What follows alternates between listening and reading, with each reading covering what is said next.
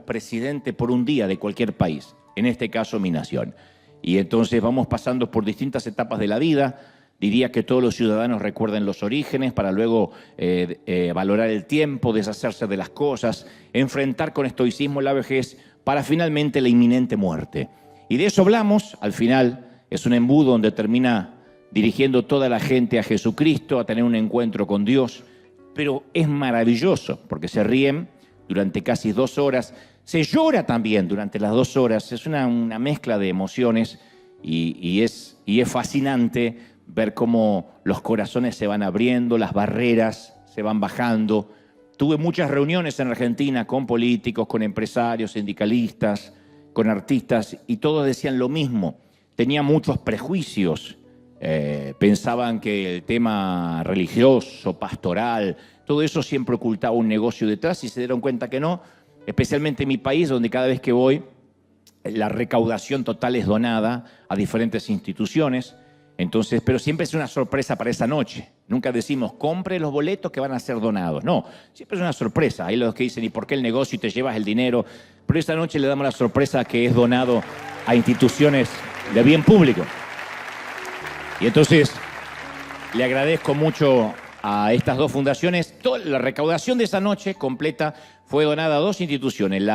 El Colegio Madre Teresa, que saca niños de la pobreza con más de 1000 alumnos, de Argentina lo conocen, en Virreyes, y después la Casa de la Cultura de la Calle, que ayuda a gente adicta, a muchachos y muchachas adictas a estupefacientes, a las drogas, a salir de ese flagelo.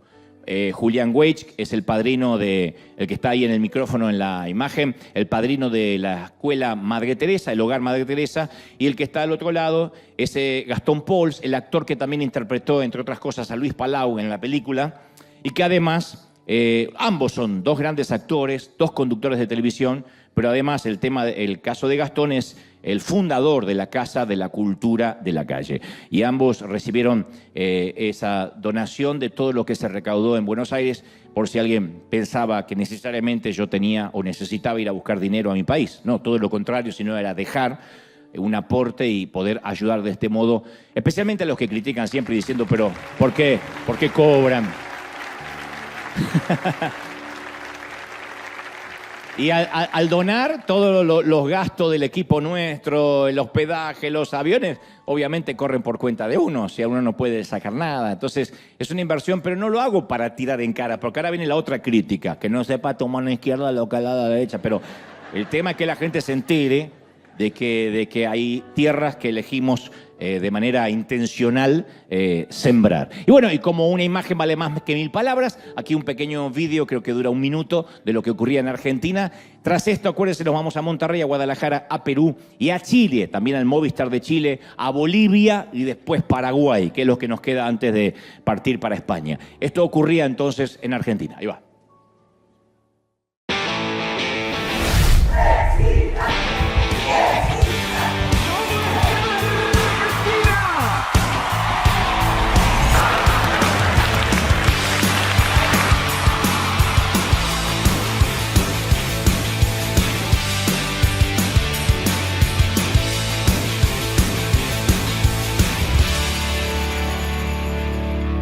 La verdad que hace mucho lo estamos esperando, compramos las entradas apenas salieron. Estoy muy emocionada, es hermoso volver a ver después de tantos años a Dante. Muy emocionante, pasamos de llanto, risa. La verdad que es recontra recomendable para todo el que lo quiera ver. Ojalá que vuelva pronto porque nos llevamos el corazón recontra 1000 lleno. Un espectáculo fantástico, unas palabras que te llegan realmente al corazón. Viajé desde Colombia para escuchar a Dante. En Colombia no fue fácil conseguir boleta, ya estaba lleno y decidí de cumpleaños darme este regalo. Tremenda la palabra que compartió, fue genial. Fuimos muy bendecidos y la gente la verdad que está muy feliz y se va llena en su corazón. Así que gracias Dante, gracias amigos. ¡Valió la pena! Valió la pena. Gracias por estar acá, gracias por realmente permitirme estar y disfrutar todo esto con ustedes. Superó nuestras expectativas. Momento tras momento, lo más espectacular que vimos.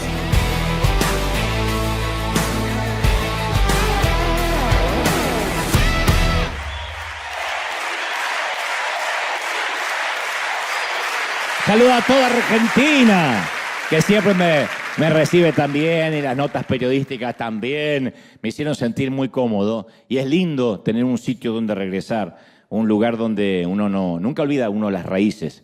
De hecho, en la conferencia digo, uno puede olvidarse a dónde está. Nos hacemos de alguna forma ciudadanos del mundo. Los que viajamos mucho, a veces me toca a mí, va a sonar glamoroso lo que digo, pero no tiene nada de glamour, tiene mucho de estrés. Levantarte una mañana y no saber en qué país uno está. Si uno cambia de hotel continuamente, me ha tocado tener 4 o 5 fechas juntas y decirme a la mañana dónde estaba el baño, menos mal que no voy a orinar al balcón porque siempre trato de despertarme bien, pero uno no sabe ni en qué hotel, ni en qué país, ni en qué ciudad, y a veces cuando estoy en uno de esos sitios me ponen un cartel o me anuncian para que no me equivoque, para no salir en Guadalajara y decir ¡Buenas noches, Monterrey!, para no meter esas patas. Entonces me dice, acuérdate que estamos acá, estamos en este sitio. Pero cuando uno se hace así ciudadano del mundo, desaparecen, se hacen grises las fronteras. Y cuando uno vuelve a su país, uno se acuerda de sus raíces, de aquí yo soy, de este barrio, de este sitio. Y entonces eso siempre es maravilloso, especialmente en una Argentina que amo tanto, como le pasa a cada uno con su México, su Salvador, su Colombia, su Honduras, Dominicana, de donde sea que Dios te haya traído. Amamos nuestro país. Gracias, mis queridos compatriotas, por haberme recibido tan lindo. Un abrazo fuerte y nos vamos a ver pronto. Gracias por haber estado ahí. Fue maravilloso. Muy bien. ¿Estamos listos? Digan conmigo, estoy listo. Entre algunas de las particularidades que tenemos aquí en River Arena es la enorme cantidad de hombres que aquí se congregan, que no es algo regular. Durante muchos años, la iglesia en general, en su mayoría, siempre estuvo conformado por mayoría de mujeres. Razones que vaya uno a saber por qué. Pasa en el catolicismo, pasa dentro de la iglesia protestante, donde generalmente suele haber más varones es en la iglesia judía o en la sinagoga, pero en las iglesias cristianas siempre la mayoría fue mujeres. Pero la singularidad de nuestro caso es que tenemos una gran existencia de ambos sexos. Yo me diría casi mitad y mitad, 50-50, de caballeros, damas y caballeros. No he hecho una investigación exhaustiva acerca de las razones de este fenómeno local, pero supongo que así lo dispuso el Señor. Y el mensaje de hoy, aunque pareciera que fuera dirigido exclusivamente a hombres, afecta profundamente a las mujeres y me atrevo a decir a la familia en general. Cuando uno le habla a las mujeres, por carácter transitivo, por inherencia, afecta a sus hijos, sí o sí. Cuando uno le habla a los hombres, afecta a toda la familia, a las mujeres, a su cónyuge, su pareja, su madre, sus hijos, sus hijas. Entonces, en primera instancia, necesitamos ser muy honestos con nosotros mismos e independientemente del sexo, estar abiertos para recibir esta palabra. Los varones hemos crecido en una sociedad patriarcal, no quiero decir machista, retrógrada, pero sí patriarcal, donde nos han adoctrinado desde pequeños, especialmente a los de mi generación, que una herida es algo que se debe ocultar. Alguno de aquí, como yo, habrá escuchado alguna vez de su padre, los hombres no lloran. Aguántesela. Puesto que mostrar una herida, siendo varón, es una inmensa fuente de vergüenza. Cuando hablo de heridas, hablo de todo tipo de herida física, una rodilla raspada, o un corazón quebrado, o un alma rota o amputada. Y por esa razón es que a veces los varones no queremos admitir que hay cosas que tenemos que sanar, que debemos sanar, y permitir que Dios intervenga. En ese sentido, las mujeres son más abiertas a sanar, a buscar inmediatamente identificar. Digo siempre en la generalidad de la regla. Hay excepciones, por supuesto, pero el género femenino es de buscar inmediatamente la patología para inmediato dar con la terapia. Los varones no. Por eso cuando nosotros vamos al hospital, generalmente no vamos por sí mismos, sino que nos llevan en ambulancia, ¿no? Y decimos, estoy sano, estoy bien. Las mujeres ante cualquier detalle o una anomalía van y hacen una consulta. Los varones son más reticentes a eso. Y creo que en temas de heridas tenemos que ser más abiertos. El rey David no tuvo problemas, el salmista, en reconocer en el Salmo 109 y decir, estoy pobre, necesitado y mi corazón está herido dentro de mí. Era el rey, el monarca, jefe de Estado, el comandante en jefe de las Fuerzas Armadas de Israel, y sin embargo no tuvo ningún reparo en decir yo estoy herido. Sus escritos son poesías descarnadas de un hombre que no temía reconocer que debería sanar, que debía sanar, que dejaba que Dios interviniera en su corazón. Y hoy es mi deber recordarte, tanto a la iglesia aquí local como a los que nos miran de otras partes del globo, recordarte que Dios está fielmente comprometido con la restauración del corazón masculino. Y si dejamos que eso ocurra, también, insisto, las mujeres van a ser beneficiadas y bendecidas.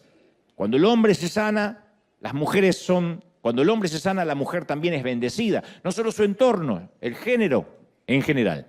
Porque una herida que se ignora, como solemos hacer los varones, una herida que se tapa, que se disimula o se subestima, es una herida que no se puede curar. La vida espiritual siempre comienza con la aceptación de nuestro yo herido, de nuestras heridas, porque lo que se niega no se puede curar. ¿Se acuerdan la frase, no hay peor ciego del que no quiere ver? Bueno, aquel que dice yo no necesito nada, yo estoy bien, no se lo puede curar, porque hasta que no reconozca que hay una patología, no habrá una terapia y por consecuencia no habrá una sanidad. Dicho y aclarado esto, a continuación paso a transmitirte lo que creo Dios me dijo que te diga y que ha puesto en mi corazón.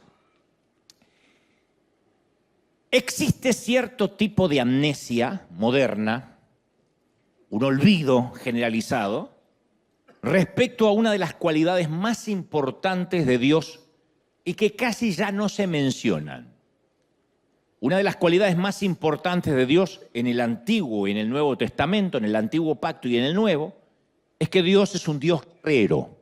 Éxodo 15:3 dice, Dios es un guerrero, su nombre es el Señor. Dios es un guerrero, un hombre de guerra, un ser de guerra. Isaías 42:13 dice, el Señor marchará como guerrero, como hombre de guerra despertará su celo, con gritos y alaridos se lanzará en combate y triunfará sobre sus enemigos. Parece la descripción de un personaje de Mel Gibson o de Sylvester Stallone, pero está hablando de Dios. Él se despierta con un grito de guerra y pelea. Jeremías 20:11 dice, pero el Señor está conmigo como un guerrero poderoso. Por eso los que me persiguen caerán, no podrán prevalecer, fracasarán y quedarán avergonzados. ¿No es maravilloso, sí o no? Porque Él está como un poderoso guerrero. No se describe como un viejito senil, no se describe como un abuelito que sienta en sus rodillas a los nietos, sino como un poderoso guerrero. Salmos 24:7 dice, eleven puertas sus dinteles, levántense en puertas antiguas. Está diciendo, esta puerta es demasiado chiquita para quien va a entrar. Elévense, eleven los dinteles, porque va a entrar el Rey de Gloria. En Roma, cuando vamos a Roma hay una particularidad, que todas las puertas, aún de los coliseos que sobreviven, de las ruinas del antiguo mundo, son puertas pequeñitas, muy chiquitas. Literalmente cualquier occidental que va allí se tiene que agachar para entrar por la puerta, y esto se debe a que los romanos tenían baja estatura, y entonces para que no sentirse inferiores, para que su estima no fuera dañada, las puertas eran chiquititas, para que ellos no se sintieran tan mal, porque si entraban por puertas grandes y la puerta le quedaba así como le queda a nuestro Gutiérrez, se sentía un liliputense. De allí viene, eleven las puertas, que quien va a venir no necesita que le hagan puertas a medida. ¿Quién es este Rey de Gloria? El Señor fuerte y valiente, el Señor el valiente guerrero. Ese es el que va a entrar por las puertas. ¡Qué lindo! Entonces, nuestro Dios es un Dios guerrero, fuerte y temible en la batalla, y conduce personalmente a su propia infantería, a sus propios ejércitos. No es que lo fue alguna vez y esta es una licencia poética de los profetas, sino que lo sigue siendo. Dios no era un guerrero cuando joven y ahora en el 2024 es un viejito retirado en la Florida que proclama un amor hippie porque ya está viejo para pelear. Dios no es Biden, no es Trump, no es ninguno de los líderes que andan por allí pululando, que sí, muy bueno, ya es un hombre grande. Dios no es un hombre viejo, es grande, pero no es un ser viejo, alguien que dice, bueno, este era el muchacho joven. El Dios es el Dios guerrero que hizo al hombre a su imagen. Y una particularidad que encontramos en las Escrituras es que cuando el Espíritu del Señor viene sobre un hombre, específicamente sobre un varón, no lo afemina, no lo domestica, no lo convierte en un timorato, en un religioso pacato, en un retraído, en un mojigato, y mucho menos en alguien afeminado. No es que de pronto, ahora porque tengo la paz del Señor, soy como una blanca palomita. No es lo que ocurre. Cuando el Espíritu Santo viene sobre un hombre, en el caso de Sansón, Jueces 15:9 dice, y en ese momento el Espíritu del Señor vino sobre él con poder. Él estaba a punto de morir, Sansón, atrapado por los enemigos, y dice, y el Espíritu del Señor vino con poder. ¿Qué hizo? Ni se puso necesariamente a hablar en lenguas, ni le agarró el tembleque, ni se cayó al piso todo como un fideo mojado, sino que las sogas que ataban sus brazos se volvieron como fibra de lino quemada, y las ataduras de sus manos se deshicieron. Y al encontrar una quijada de burro, porque no tenía un arma, que todavía estaba fresca, la agarró y con ella mató a 1000 hombres. Con una quijada de burro.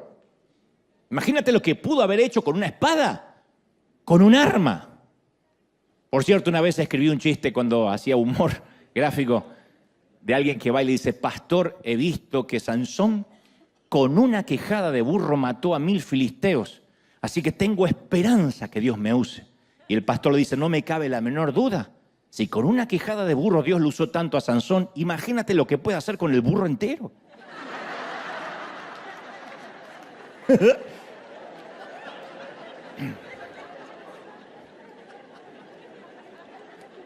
Ahora, esto de que Sansón rompe las cuerdas, se cuentan en todas las escuelas dominicales. Nuestros niños escuchan esa historia entre la de David y Goliat y la del Arca de Noé. Pero jamás yo al menos he escuchado una maestra decir, ¿y esto, niños, qué ocurrió con Sansón? Es lo que sucede cuando el Espíritu de Dios viene sobre un hombre. Nunca. Porque pensamos que en la actualidad cambió la manera en que un hombre es ungido, que cuando el Espíritu Santo viene sobre un hombre, lo hace hablar en lenguas, temblar un poquito, ser un poquito más bueno. Pero Sansón, apenas es lleno del Espíritu, se convierte en un guerrero grande, temible.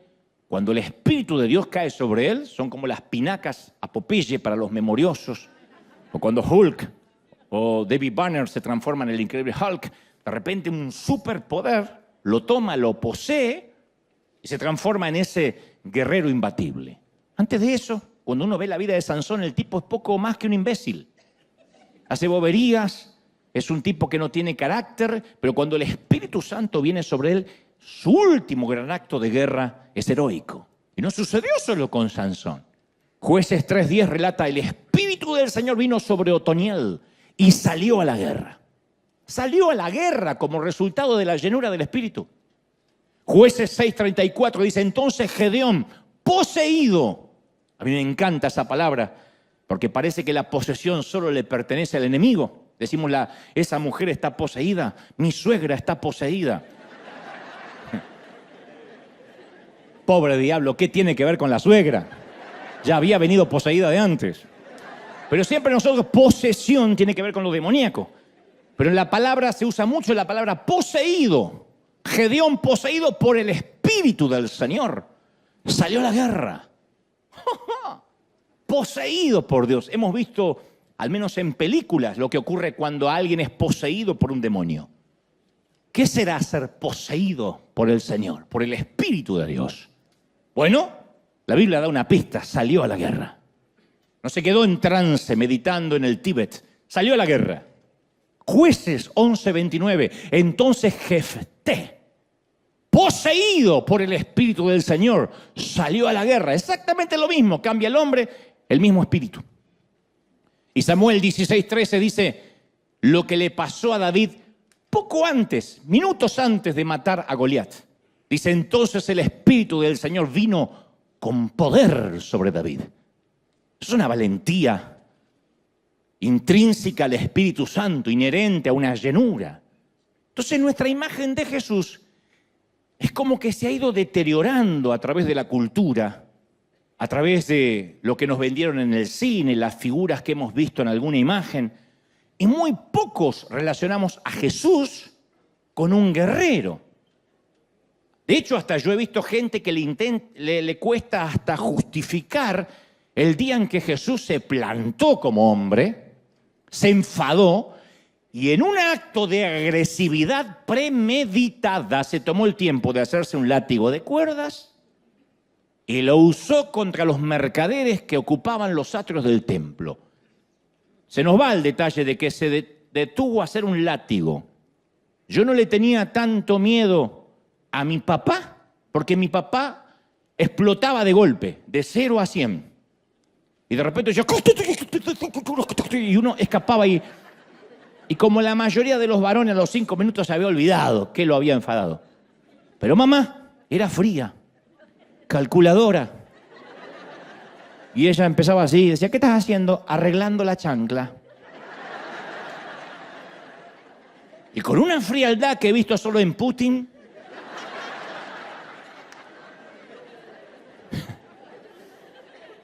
hacía así, y tiraba la chancla, que tenía unos sensores que podían perseguirte a lo largo de donde te escaparas.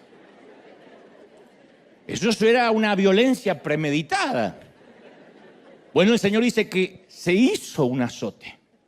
O sea, no es que fue un momento que no pudo manejar, del cual luego tuvo que arrepentirse. No fue un desfase hormonal repentino, sino una faceta del Hijo de Dios que está allí porque quiere que sepamos que también existe. Que a veces nos negamos a querer ver. No, así no actuaría Jesús. Él les hablaría con amor. Mercaderes del templo serían tan amables. Váyase.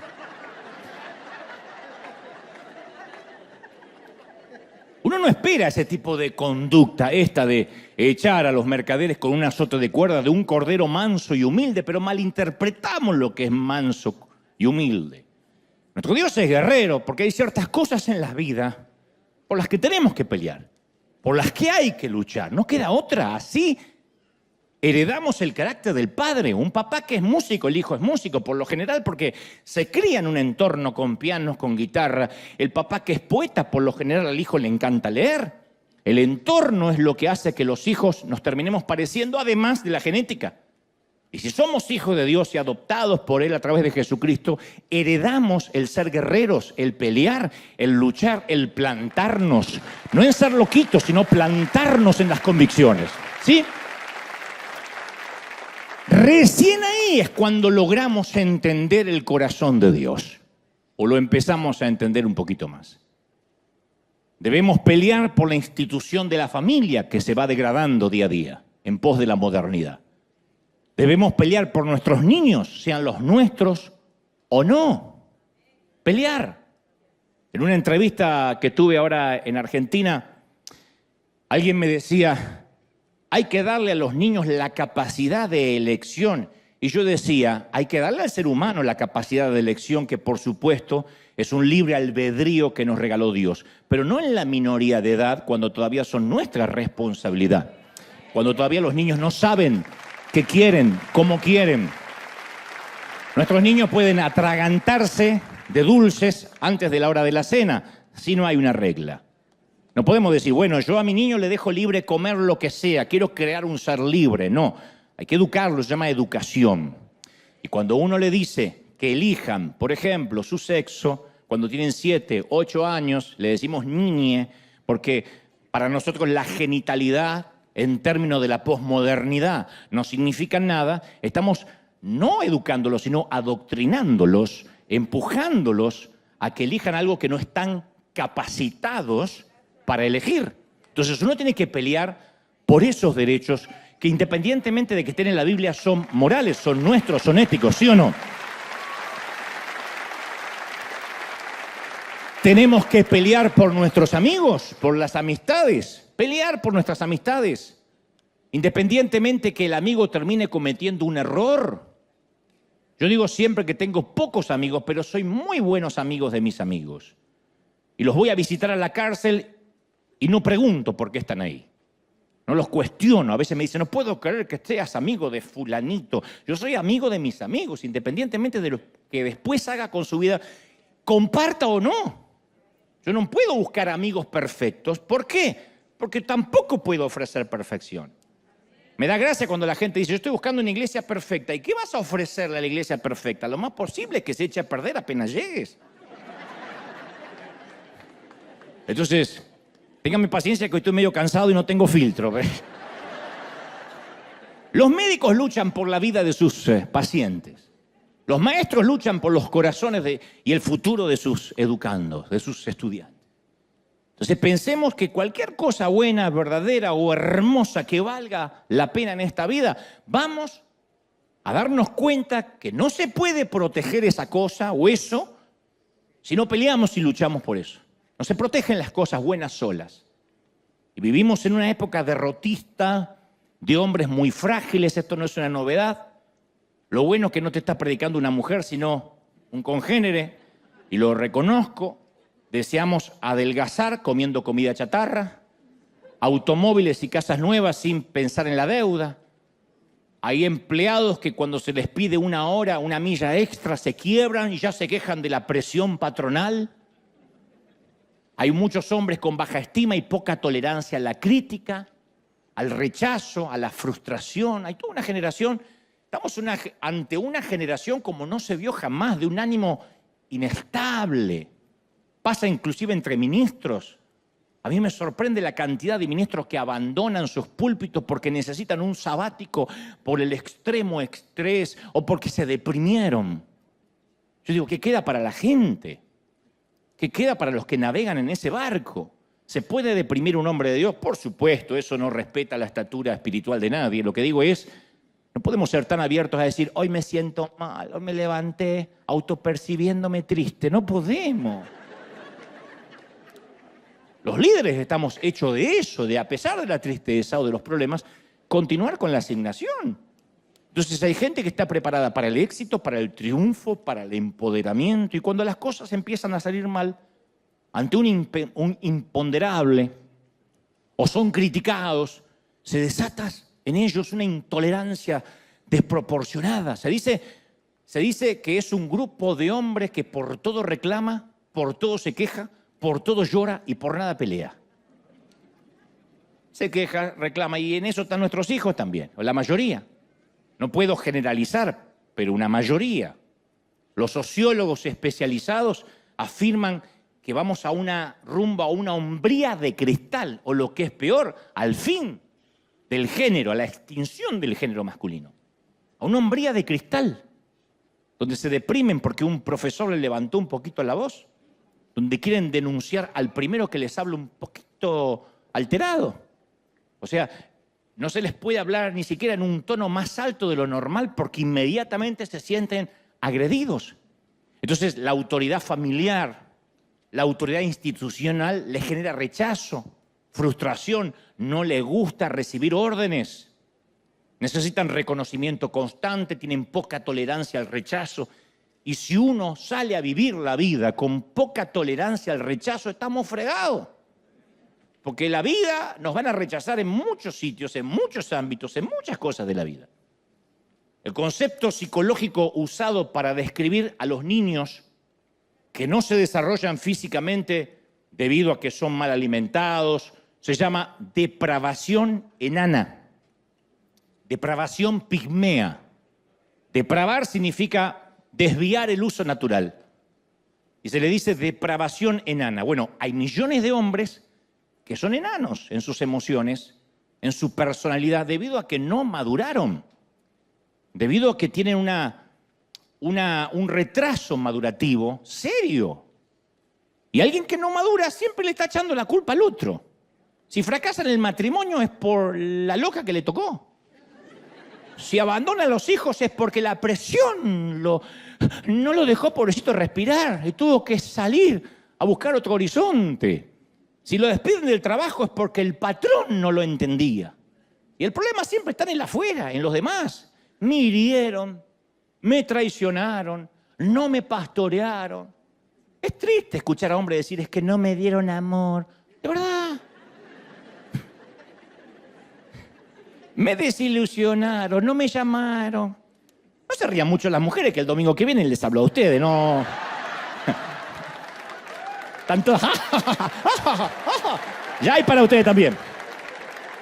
También hay para ustedes, chicas. No, pero hay varones que viven irritados, ofendidos, sensibles. Y Mateo 11:12 afirma, y desde los días de Juan el Bautista hasta ahora, el reino de los cielos sufre violencia. ¿Quiénes lo arrebatan? Los violentos, los valientes. No dice sufre violencia, pero dejen que pase la guerra y después los corderitos pasan y conquistan. No, los violentos arrebatan el reino. No habla que el reino le es entregado a gente de mantequilla. Entonces nosotros estamos en una guerra, en un combate que es la vida, donde la guerra te ensucia, tiene efectos colaterales, hay gente que sale herida, y algunas veces la gente muere en la guerra. El reino de los cielos no está hecho para hombres que llevan pañales y que desaparecen cuando las cosas se ponen feas. Hay una película biográfica real del boxeador James Braddock llamada Cinderella Man, donde se muestra que cuando peleaba derribaba a rivales que eran más fuertes que él. Y cada vez que subía al ring tenía el fuego de un guerrero, pero no era Rocky Balboa, que es un personaje de ficción, es un boxeador real. Entonces, en una conferencia de prensa le preguntaron, ¿qué lo motiva a pelear como un león de esta manera? Y él respondió, leche. Él peleaba por la supervivencia de su familia, para que nunca más le faltara leche a sus niños. Era la época de la Gran Depresión en los Estados Unidos y había visto cómo sus niños lloraban por dolor de barriga, de no tener nada en el estómago, y él dijo, nunca voy a permitir que no tengan leche. A veces, para despertar el guerrero que hay en un hombre, Dios permite que la batalla tenga que golpear cerca de su propio hogar. Porque hay dos caminos ahí cuando te pegan el hogar. El camino fácil de ponerse a orar para que Dios envíe leche y el que sale a pelear por el sustento. Y dice, no me queda otra. Hay que apechugarla, hay que fajarse, hay que salir, hacer de tripas corazón y salir. Uno de los relatos más tristes de la historia de Israel se produce cuando se encuentran al borde de una vida totalmente nueva, la tierra prometida por Dios. Llegan hasta ahí al borde, tal como Dios lo prometió. Dios no es un ser maquiavélico que lo sacó a dar vueltas 40 años. Llegaron en el tiempo estipulado, al borde. Algunos presumen que fueron 3 meses de éxodo. Y en Deuteronomio 1:26 Dios dice, sin embargo, ustedes se negaron a pelear. Se negaron a pelear. No le hizo las cosas fáciles Dios. No le dijo, ay, nenito, ¿quieren entrar a la tierra prometida? Ya los mato a todos los enemigos de un infarto. No. Se negaron a pelear. Usted dice, ¿por qué Dios los mandaba a pelear? Porque a eso se dedica. Porque es guerrero. Porque Dios es hombre, es varón. Porque es guerrero, porque es valiente, porque es poderoso. Pelea, mijo, pelea. Se negaron a pelear y se rebelaron contra la orden de su Dios. Y se pusieron a murmurar en sus carpas como viejas chusmas. Esto está agregado por mí. Lo de viejas digo porque chusma hay de todas las edades. Y se pusieron a chismear en sus carpas diciendo, el Señor nos aborrece, nos hizo salir de Egipto para destruirnos. Qué dolor le produjo a Dios en el corazón ver los tipos chismeando. Diciendo, ay no, que nos aborrece, comíamos allá apio, comíamos cebolla. Y yo les dije, no se asusten, no tengan miedo. El Señor, su Dios, marcha al frente por ustedes, pero no creyeron ni pelearon. Por lo tanto, ni un solo hombre de esta generación verá la tierra que les prometí. Entonces, la decisión de no pelear los hizo vagar 40 años por el desierto, con el único fin de que toda esa gente muriera en el desierto y no pisara por incrédulo lo que Dios le había prometido. Yo he escuchado cientos de mensajes diciendo, el desierto es inevitable. Siempre Dios te enviará al desierto, lo permite para procesarte. Interpretamos mal lo que pasó, gente. El desierto es algo que se puede evitar. La razón del desvío de 4 décadas por el desierto es que no quisieron pelear. En otras palabras, el desierto fue la consecuencia de negarse y confiar en Dios y pelear.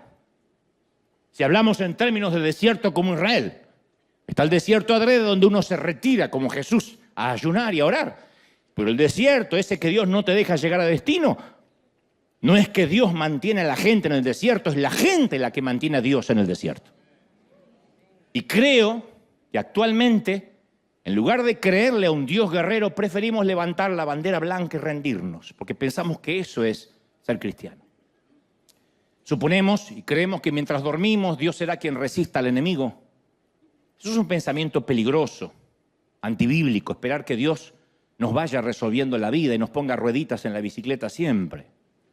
Un padre que ama realmente a sus hijos no lo lleva al baño, a menos que tenga una incapacidad lógica, no lo ayuda, no lo baña hasta los 18, 20 años, no le lleva el desayuno a la cama hasta los 40, y si alguien lo hace, por eso tenés un hijo así.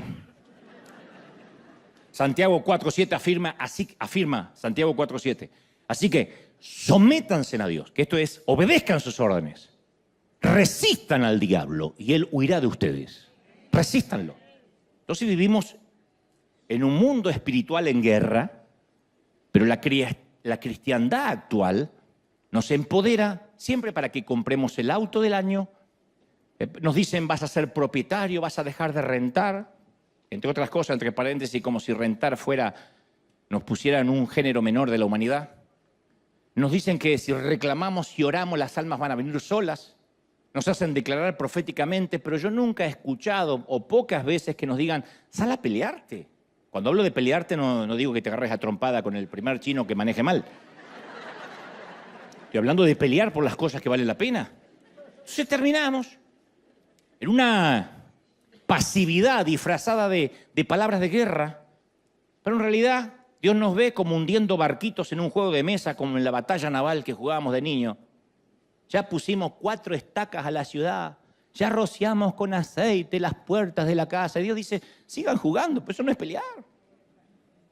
Pero ya hicimos el acto profético y reclamamos en el altar y lo tomamos porque nuestras palabras tienen poder.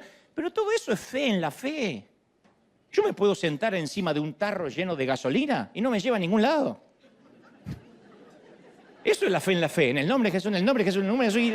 La gasolina no te vaya a ningún lado. La gasolina funciona a tracción cuando es puesta en fe en un vehículo. Entonces los hombres solemos padecer de esa pasividad, que obviamente ha roto el corazón de muchas mujeres y muchos hijos.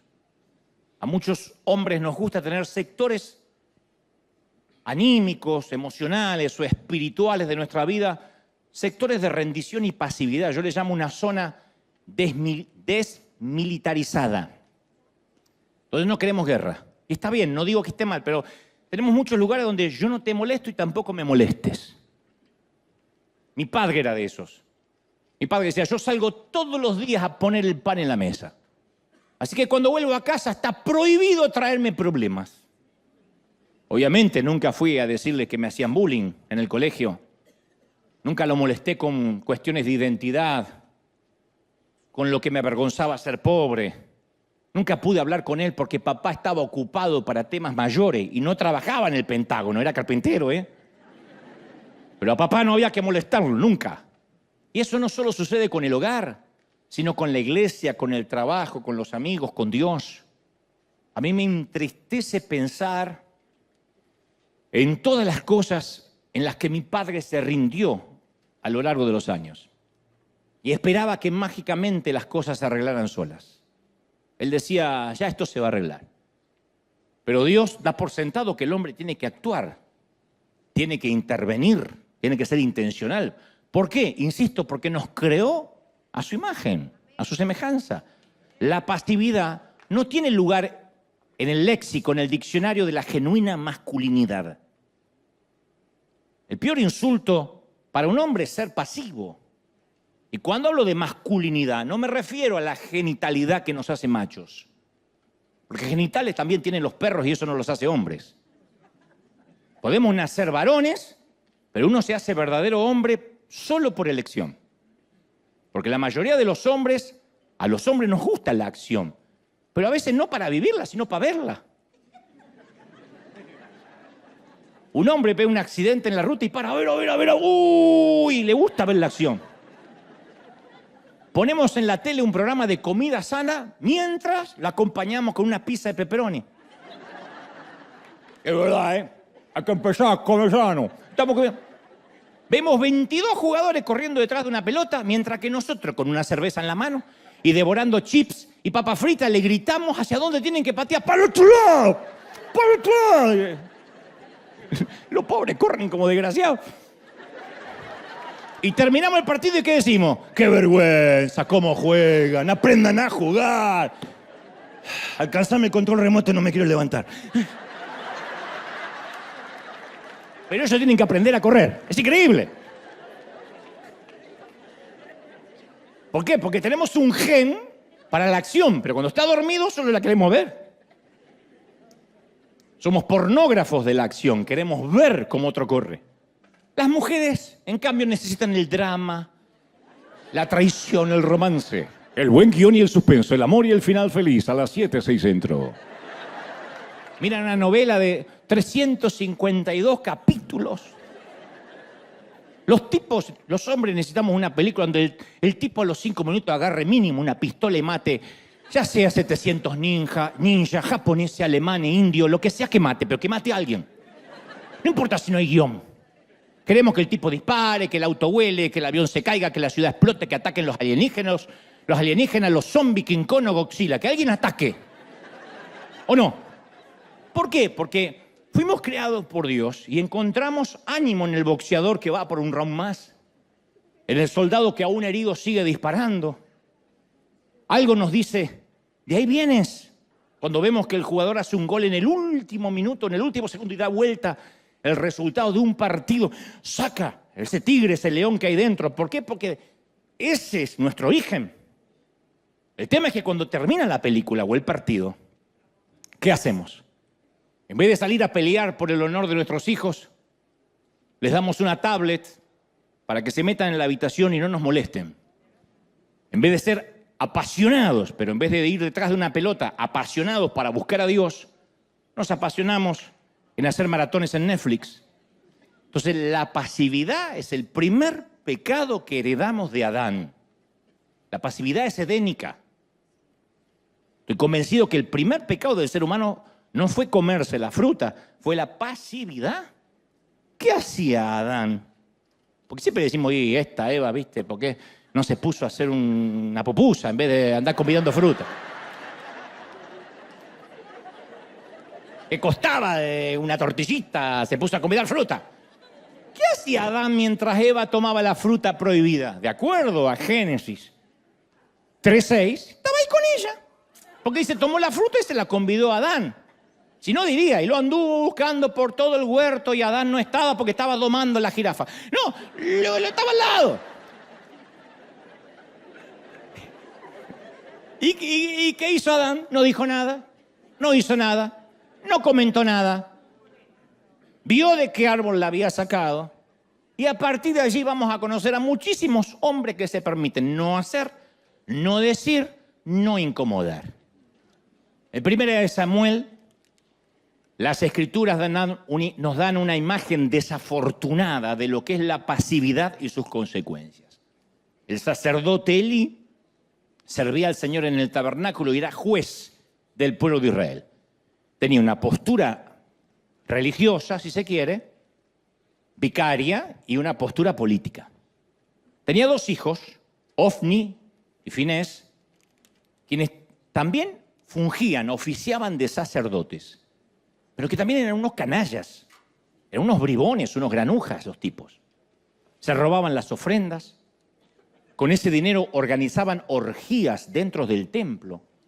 Cuando su padre se entera lo que están haciendo, les dice, muchachos, ¿por qué se comportan así?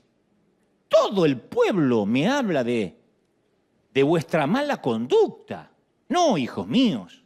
Eso no es nada bueno lo que comenta el pueblo del Señor. Eso fue lo único que les hizo. Les dio un discurso. Cuídense de los comentarios, mijo. Si uno lee otra vez el episodio, te hiela la sangre porque está diciendo, por lo menos si lo van a hacer, sean discretos. Orgías en el templo y se robaban las ofrendas. Dicen, no me gusta lo que oigo de ustedes, cuídense, no es bueno que el pueblo comente. Un padre que le dice, háganlo, pero de las puertas para adentro, que no los vean. No hizo nada para detenerlos. Él era el juez del pueblo, tenía que haberle impuesto una sentencia, tenía que actuar de oficio. ¿Saben lo que es actuar de oficio? Que si tienes un amigo juez y le cuentas un delito, aunque sea tu amigo, por oficio te tiene que condenar. Lo mismo si tienes un amigo policía y le cuentas, acabo de matar a una persona, si luego se enteran de que él supo y no actuó de oficio, aunque no tenía uniforme, va preso contigo. Eso es actuar de oficio. Él tenía que haber actuado de oficio. Y aunque era un sacerdote en el templo, no los removió de sus posiciones tampoco para al menos mantener la credibilidad en el sacerdocio. Eligió el camino fácil, la pasividad. Pensó como muchos hombres en la actualidad. Yo sé que está mal, pero lo que menos quiero ahora es tener problemas con mis hijos. Es un adolescente, ¿qué le voy a pedir? Sí, pero sabés que puede andar en malas compañías. Y sí, pero... Y bueno, es macho. Yo también era peor que él. Y aparte no quiero tener problemas con mi mujer. No. Las cosas andan manos menos bien y qué sé yo. Ya bastante problemas tengo afuera de la casa como para tener problemas. Yo quiero llegar a casa y dormir la siesta. Ese es Elí. Y en 1 Samuel 2:29, Dios le pregunta a Elí, ¿por qué honras más a tus hijos que a mí? Eso dolió. ¡Auch! ¿Por qué honras, dice Dios, más a tus hijos que a mí? Dios no nos habla acerca de un trabajo en el cual nos están pidiendo que comprometamos nuestra integridad y no hacemos nada. ¿Por qué honras más al empleo que a Dios? Y Señor, porque ¿quién va a pagar las cuentas? Yo sé que lo que hago está mal. ¿Por qué? Te estoy haciendo una pregunta directa, una respuesta más directa. ¿Por qué honras más tu trabajo que a mí? Si sabes que te obligan a mentir, por ejemplo. Él nos trae convicción acerca de una lujuria, de la cual no hacemos nada porque decidimos honrar a nuestros deseos más que a Dios. Nos trae una convicción de ser más generosos, que empecemos a dar. Pero un día nos dice, ¿por qué honras más a tu dinero que a mí? O a tus ahorros que a mí. Nos trae convicción de ser un líder espiritual en nuestro hogar, pero apenas faltamos a la iglesia, o le decimos a nuestros hijos que hoy no vamos, porque hoy hay un partido que no nos podemos perder. ¿Es pecado? No es pecado, pero la pregunta va a venir, ¿por qué honras más tu tiempo libre que a Dios? Entonces la pasividad siempre revela que hemos elegido algo o alguien por encima de Dios. Eso es la pasividad. No es soy un hombre pacífico. Es otra cosa. Eso es ser un hombre timorato, pusilánime. Pero aún en medio de la desobediencia de Elí, Dios envía mensajeros para advertirle a Elí de las consecuencias que se vienen. Y en 1 Samuel 3:11, Dios dice de Elí, yo le dije de la maldad de sus hijos, por tanto he condenado a su familia, porque él sabía que estaban blasfemando mi nombre. Sin embargo, no los refrenó. No hizo nada. Por lo tanto, Dios está hablando, hago este juramento en contra de su familia. Ningún sacrificio ni ofrenda jamás hará que yo perdone el pecado de toda la familia de Elí, hasta su 3ª y 4ª generación. Ahí es cuando Elí tenía que actuar. Ir a frente al Señor en arrepentimiento y pedir misericordia. Respondió como la mayoría de los hombres respondemos. Él es el Señor. Que haga lo que mejor le parezca. Que haga lo que mejor crea que está bien. Suena espiritual, ¿no? Un tipo que dice, yo dependo de la voluntad de Dios. Aleluya. Suena espiritual. Parece un tipo sumiso a la voluntad de Dios. Pero no está siendo sumiso. Está siendo pasivo. Él debió haber ido frente al Señor en arrepentimiento, suplicar por la familia. El tipo se sentó y dijo, lo que sea que Dios quiera, está bien para mí. De hecho, el tipo después muere sentado, como era de esperarse. Hay tipos que viven sentados que para recordarlo habría que arrojar sus cenizas en el sillón después que se mueran. No, Elí, lo que Dios te llama a hacer, cabezón, es a levantarte y a pelear por la familia, mi viejo. Dios quiere que te levantes y defiendas la honra de Dios en tu casa y que lo elijas por encima de tus propios hijos. Eso es lo que Dios quiere. Que dejes de hablar y tomes acción. Entonces, la pasividad busca siempre la ruta con menos resistencia, el camino más ancho, y la acción busca la ruta de la rectitud, que a veces es el camino angosto. La pasividad busca hacer trampa, la acción asume la responsabilidad. La pasividad dice, no, ya se va a arreglar, esta etapa va a pasar, son temporadas. La acción dice, esto requiere que yo mueva el trasero, como diría Salomón. Entonces, a todos los hombres nos enseñaron cómo asistir a la iglesia. Nos enseñaron a no jurar, a no beber, a no decir palabrotas, a no ser groseros, a no fumar. Sabemos cómo ser amables y buena gente. Algunos hombres aprendieron a tocar un teclado, incluso a dirigir la alabanza, a cantar cántico nuevo, llorar y llorar. Mientras canta, yo soy tu niña, la niña de tus ojos.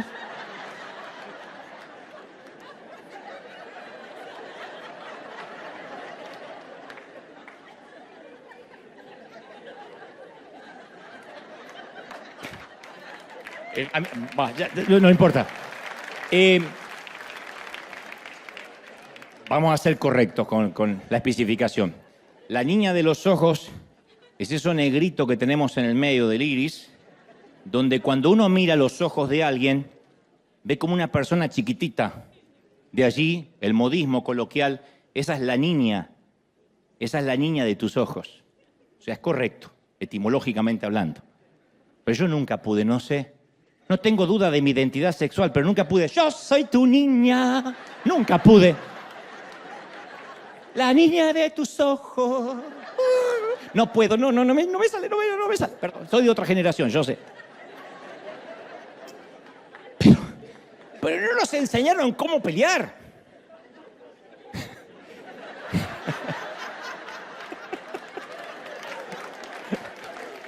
Diré esto que lo dudes, que lo escuches en alguna otra iglesia. A veces hay que salir y patear unos cuantos traseros. A veces hay que salir y pelearse con la vida. Ningún entrenador le diría a su equipo, muchachos, salgan a la cancha y sean suaves, amables. Sean el rival más amable que Argentina jamás haya conocido. Mexicanos, respeten al argentino. ¿Quién se le da? No, que nuestro Chicharito les va a enseñar a morder el polvo, ¿o no? ¿Y por qué eso es fútbol?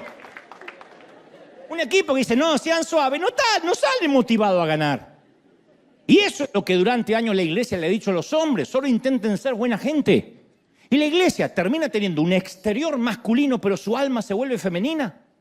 Y cuando hablo de feminidad no estoy hablando de cobardía, hablo de un estereotipo que no debería haber en la masculinidad. Y con ello llega la extinción de lo masculino, del género. Y nuestro Dios guerrero inmediatamente desaparece del radar. Y esa desmasculinización o castración espiritual deviene de una generación debilitada, anulada, timorata. Está comprobado que la mayoría de las mujeres, ahora les toca, no se detienen en la estética, en el exterior. No digo que no sea importante, pero no es la belleza masculina lo que más les importa, porque entre otras cosas la belleza es relativa. No hay un canon de belleza, esto es lindo, esto es bello y esto no. La belleza es relativa para cada quien. Lo cierto es que la mayoría de las mujeres, siempre hay excepciones, dicen no buscamos belleza. Lo que les atrae de un hombre es su seguridad, la hombría bien entendida, diría alguien su lado más salvaje. Pero también no es menos cierto que una vez que lo atrapan, se dedican a domesticarlo.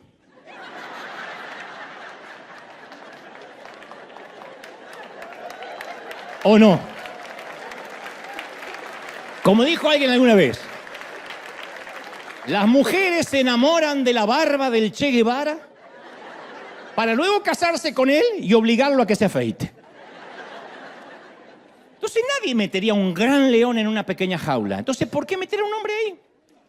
Quizás sea por la misma razón que muchas veces metemos a Dios en una jaula. A un Cristo de bolsillo, a un Dios que tenemos la fórmula, los ingredientes y sabemos cómo funciona. Esto no le gusta a Dios, esto sí le agrada a Dios. Yo conozco a Dios y a Dios lo puedo manipular. Le terminamos cortando las uñas al león de Judá. Y pensamos que Jesús se parece a John Lennon proclamando paz y amor, cantando Imagina, en vez de un guerrero que nos incita a pelear. Y muchos hombres terminan escondiéndose detrás de la hoja de la higuera, de la amabilidad, de la espiritualidad y nunca se enfrentan a una situación difícil. Pero tenemos que aprender a endurecer nuestro rostro como un pedernal. El Señor endureció su rostro, su frente, como una piedra para llevar a cabo la misión de su vida. Cuando hablo de dureza, no hablo de alguien que no se sonríe, que no tiene humor, que es malhumorado. Hablo de la dureza que menciona la palabra cuando dice endurece tu rostro como un pedernal. Habla de la perseverancia, del carácter, que es directamente proporcional al guerrero que lleva por dentro. Por eso en los campamentos del Army, en los campamentos de instrucción militar, están saturados de disciplina. Y uno dice, ¿pero por qué son tan duros? Porque saben que cuando el infierno cae en el campo de batalla, el enemigo no perdona. Y un hombre tiene que tener carácter para soportar lo que se viene. Alguien que es de cristal no puede ir a la línea de batalla, entonces se lo trata, dicen, de quebrar en el entrenamiento. Y ustedes dicen, si lo quiebran no va a servir para nada. No, tiene que pasar al segundo aliento del carácter, a entender, no importa lo que me griten, lo que me digan, yo soy un hombre de batalla. Y esto fue así en la Segunda Guerra Mundial, en la Primera Guerra Mundial, y es cierto, y tan cierto también en los conflictos de la vida y espirituales. El joven necesita esa fuerza de corazón para acabar sus estudios, para terminar la carrera que empezó, para mantener sus convicciones bajo la presión, bajo el esnovismo. Esto es lo que se hace, esto es lo que se estila. Es anticuado ser virgen, es anticuado no acostarte con quien quiera. El joven necesita la convicción para manejar su disciplina, sus convicciones, para manejar su carrera artística, profesional. Esto es absolutamente fundamental para desarrollar un corazón indoblegable. Aunque lo lapiden, lo azoten, lo encarcelen por predicar el evangelio, Pablo, el apóstol, se mantiene impertérrito, no cambia el mensaje, no retrocederá. Gloria a Dios, porque por eso tenemos las cartas de Efesios, Filipenses, Colosenses, Filemón. No retrocedió. No olvidemos que el sabio Salomón dijo, ¿acaso no dice la Escritura, hay un tiempo para todo lo que se hace? Un tiempo para plantar, para cosechar, un tiempo para la guerra y un tiempo para la paz. Eclesiastés 3:1. Y decimos, bueno, pero ahora ya no estamos en guerra. No habla de un enfrentamiento bélico de armas, habla de la guerra de la vida. Hay un tiempo donde uno tiene que batallar. Y te digo algo más, no hay nada que mutile más la masculinidad y ampute la hombría. Nada despierta tanta rabia y frustración y falta de respeto al corazón de un hijo cuando presencia la pasividad de un padre. Te amputa o trata de hacerlo, te quita la masculinidad, la virilidad. Muchos niños y jóvenes se tienen que encargar de las luchas familiares porque sus padres no quieren hacerlo. Si un hijo se cría con un papá que está presente en el cuerpo, o sea, sentado en un sillón, pero ausente almáticamente, buscará la hombría en otra parte. De todas las maneras, Dios sabe que amé a mi padre. Dios sabe que lo honré hasta su último aliento. Pero también Dios sabe que detesté su pasividad. Odiaba su famosa frase, no sé, pregúntale a tu madre. Entiendo que haya que preguntarle a la madre sobre determinadas cosas que ella maneja. Entiendo que la patria potestad es compartida. Pero él nunca tomaba las decisiones difíciles de la casa, nunca. Lo que es aún peor, tampoco las fáciles. Y si algún día lograba que mi papá me diera permiso para hacer lo que sea, ya sea quedarme un ratito más leyendo, mirar tele, salir a algún sitio con un amigo, no le pedía cosas extrañas, mi madre inmediatamente venía y lo desautorizaba. No, pero mi papá me dijo, no importa lo que diga tu padre. Obviamente yo iba a quejarme con mi padre. Y él entonces decía, mira, yo no quiero problemas con tu madre. Si dijo que no, es no. Pero me dijiste que sí. Bueno, pero habló tu madre. ¿Pero habló Dios o habló mi madre? Yo odiaba eso. Y más de una vez le dije, pero por Dios, se supone que eres el hombre aquí. Pero él se iba a dormir la siesta. Pero ocurrió algo más que marcó mi niñez. No es que me dejó traumado. No. Pero a poquito les voy abriendo el corazón. Yo apenas era un niño y un vecinito de mi edad, que siempre me molestaba, en medio de una discusión, de una escaramuza, me dio un empujón y me tiró de la bicicleta contra el cordón de la vereda. Yo me levanté, traté de defenderme, él volvió a empujarme y luego, no conforme con eso, fue a acusarme con su mamá, diciendo que yo lo había golpeado y yo lo había empujado. Pero eso no fue lo peor. La madre del pequeño endemoniado, el pequeño pichón de anticristo, llegó a mi casa y pidió hablar con mi padre. Y yo dije, esto va a terminar mal porque mi padre tuvo que cortar su siesta. Y era como que Dios detuvo la creación. Le dijo, mire, su hijo molesta a mi pequeño y lo acaba de empujar. Yo decía, no. Yo estaba hasta lastimado. Le digo, no, papá. Y supongo que mi padre, para resolver todo de manera explícita, pragmática, rápida, y regresar a su siesta, hay una bofetada, ¡paf! Ahí delante mismo, dice, frente a quien me había empujado y a su propia madre. Le dijo, señora, no volverá a pasar, él va a estar castigado. ¡Adentro! Pero yo, ¡adentro! Me fui con mi madre y le conté lo que había ocurrido. Y ella dijo, bueno, yo te creo, pero tu padre no quiere tener problemas con los vecinos. Él debió defenderme, o al menos darme el derecho a réplica. Me merecía el beneficio de la duda. Pero él era de los que pretendían evitar conflictos y el cordón se cortaba por la parte más débil, el hijo. Él pensaba que yo nunca se lo iba a reclamar, de hecho no se lo reclamé nunca. Pero caramba que te marca. Su excusa es, somos cristianos. Cuando yo ya le cuento, después que durmió su merecida siesta, le digo, mira, yo no lo toqué. Él me dice, bueno, somos creyentes. Los creyentes no nos podemos andar defendiéndonos. Y eso es un concepto errado de lo que significa ser un cristiano. Lo veo en las redes, que la gente te insulta, uno responde con una ironía, ay, ¿por qué así no respondería Jesús? Eso llama ser un cobarde. Y como dijo una vez, provocar la paz no es lo mismo que mantenerla. Muchas veces para provocar la paz hay que salir a la guerra. No se ganan las batallas barriendo el conflicto debajo del tapete. Entonces la vida nos va a presentar un millar de oportunidades para entrenar nuestro carácter como hombres. Y no hay que huir de eso, se lo debemos a las mujeres. Todo hombre le debe su cuota de hombría a su madre, a su mujer, a sus hijas, mujeres y también a sus hijos varones. Y para eso debemos tomar el camino menos transitado. Si eres de los hombres que aborrece el conflicto, métete en alguno. ¿Cuesta? Cuesta. Yo siempre aclaro que yo no predico acá lo que ya logré, sino muchas de las cosas en las cuales Dios todavía me está entrenando. No obstante, no espero recibir el diploma para tener autoridad para hablar, si no, no hablaría de nada. Entonces, cuando surge un conflicto comprometedor en el trabajo, en la casa, en la iglesia, hay que tratar de no huir, dar la cara, honrar a quienes te contrataron, a quienes alguna vez te dieron un empleo, aunque creas que nunca más vas a usar ese puente, no te confundas. Quien toca el arpa y cuida ovejas hoy podría ser tu rey mañana. Bendice al pastor que alguna vez te bendijo, no importa si ahora ese pastor termina siendo un canalla. No importa, no te corresponde, no nos corresponde juzgar el alma de nadie. ¿Te bendijo alguna vez? Hónralo por el tiempo y la temporada que te fue de bendición. A mí siempre me llamó la atención aquellos hombres que se ofenden por algo o simplemente cambian de opinión, derecho que tenemos todos. Y no tienen lo que deberían tener, que es hablar de frente, cerrar una etapa. Pastor, he decidido congregarme en otro sitio. Yo hablo con muchos pastores que dicen, me desapareció un líder de la noche a la mañana, 20 años al lado mío. ¿Y cómo? Desapareció. Y pasa con los patrones. Señor, he decidido buscar otro empleo. A la cara.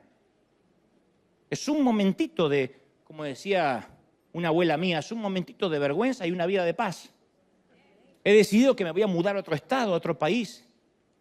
No honrar después de un año, después de 2 años, bueno, las cosas no me están saliendo tan bien y voy a ver si ahora me parece que tendría que honrar. Es el momento que uno como hombre tiene que honrar. Porque no es de hombre hablar de espaldas. Luego querer arreglar todo con un llamadito o diciendo, ay, está todo bien. Hay que arreglar, hay que enfrentar. ¿Por qué? Porque así nos creó Dios.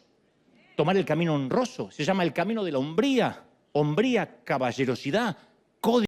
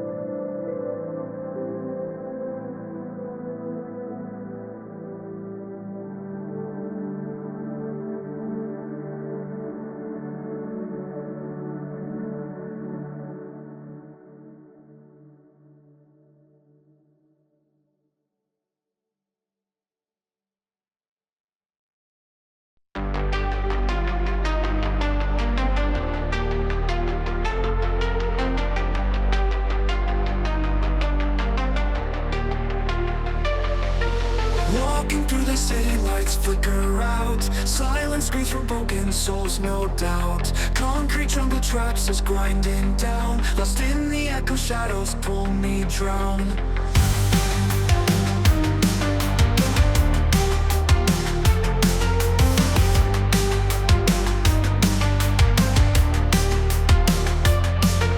Streetlights buzzing, whispers in the dark. Neon shadows glowing, leaving marks. Pavement breathes out stories old and cold. Past and future twisting, all unfold. We are lost in neon nightmares. Ghosts of dreams, electric flares. Running fast but going nowhere. In the maze we live in despair.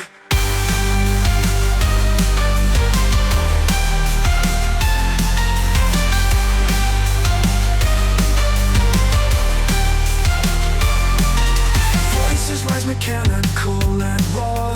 Vocal cords electric through the straw. Wires tangled, clenching like a vice.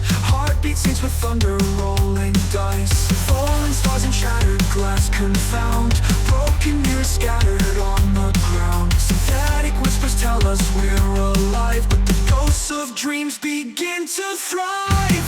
Hearts electric, pulses racing. We're lost in time, nowhere we'll ever learn. Haunting melodies, they fade away, but the memories are here to stay.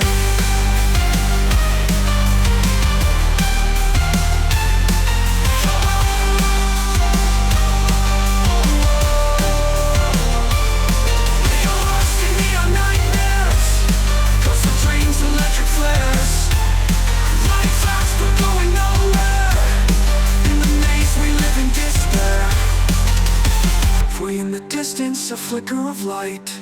A single star cuts through the endless night. A tiny spark, a whispered prayer. Maybe hope can bloom even here in the neon air.